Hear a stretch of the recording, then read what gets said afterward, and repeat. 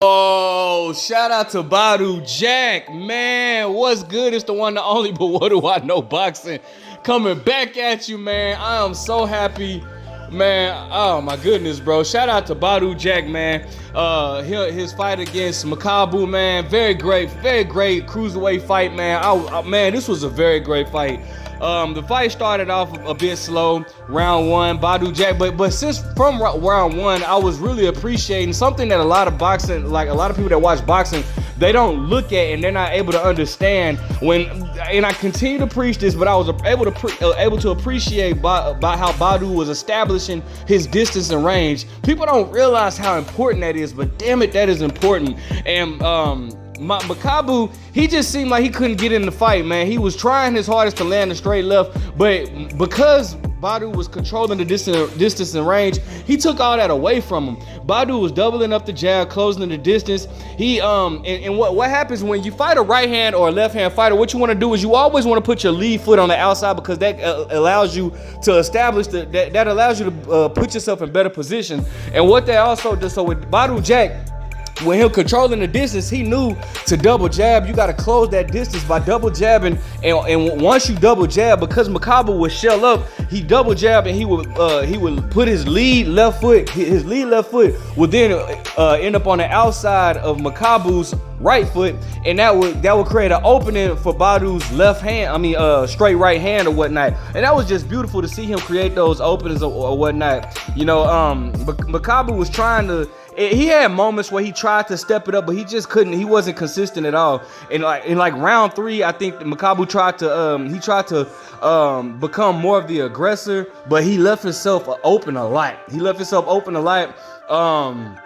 But he was able to land. Like, I remember one point he landed like a right hook because Badou Jack landed through like a lazy jab, and so Makabu landed like a right hook over it, which caused Badou to back up a little bit.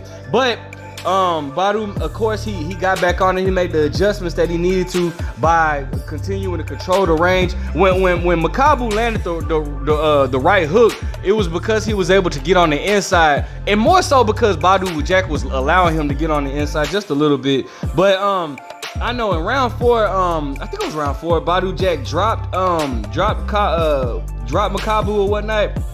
And it just had, again, everything to do with foot placement. That's why it's very important to know your fundamentals, man. For the guys that are overcoming boxers, it's very important to know your fundamentals. The foot placement is everything. It helps you with positioning. It helps you change motion. Foot placement is very important, right? So he dropped Makabu with a right hand or whatnot. Continued to do exactly what I've been saying, controlling range, stand. But it be some moments where Badou Jack was fighting on the inside and fighting out, and I would get kind of nervous for Badou Jack. But he still, man, he was able to control the fight.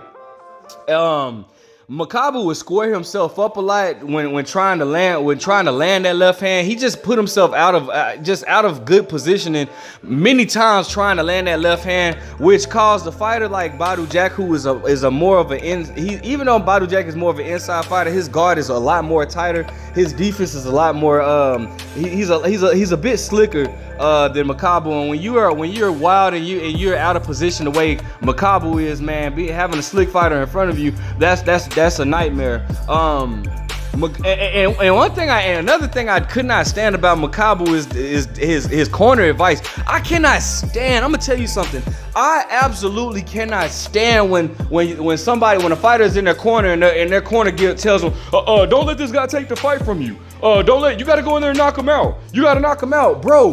Tell him what he needs to do. As a coach, it is your job to tell him what he needs to do to prevent the knockout. This man, obviously, Badou Jack he kept his foot on the outside of Makabu. Tell him, bro, you're allowing him to get on the outside of you. You're allowing his foot to get on the outside of yours, which is making you open for the straight right hand.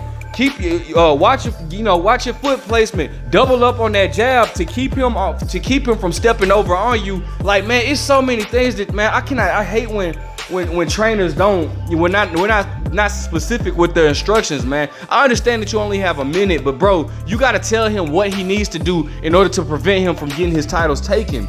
All right, now Badou at one point Badou switched to southpaw, which created more openings, and what that does is that because he was leading with the when he switched to southpaw, he would lead with the right hook, but that was just at this point of the fight, it was just to further create more openings for himself and also to frustrate Makabu. And then in the 11th round, he dropped Makabu again with a right hand, and then, you know, he got the stoppage in the 12th round, bro. Beautiful fight, man. I definitely want to see Badou Jack. Now he's the WBC Cruiserweight champion, bro. Let's get him against Lawrence Okolie, bro, or Marius Bradis, man. But I really want to see him against Lawrence Okolie. Lawrence Okolie is the WBO champ, Cruiserweight champ, I believe. If I'm not mistaken, correct me if I'm wrong, but I think he's the WBO Cruiserweight champ. That's the fight that I want to see. Badou Jack versus Lawrence Okolie. Let me know what you guys think. Now on to the main event, Jake Paul versus Tommy Fury. Like, comment, subscribe. But what do I know?